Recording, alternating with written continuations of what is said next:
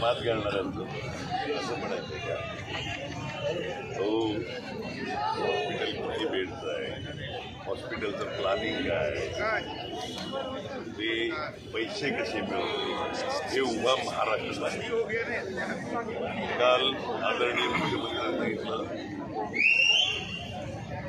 पहिला 25 कोटीचा हप्ता देताना आला कलेक्टर चौबे साहेबांकडे तो महानगरपालिकेकडे 250 कोटी रुपये माननीय मुख्यमंत्री साहेबांनी त्यांच्या अखत्यारीत असलेल्या नगर विकास खात्यातून महानगरपालिकेकडे पैसे द्या आणि ते देत असताना सांगितलं का क्षितिज ही तुला बड्डे गिफ्ट आहे उद्याच्या आणि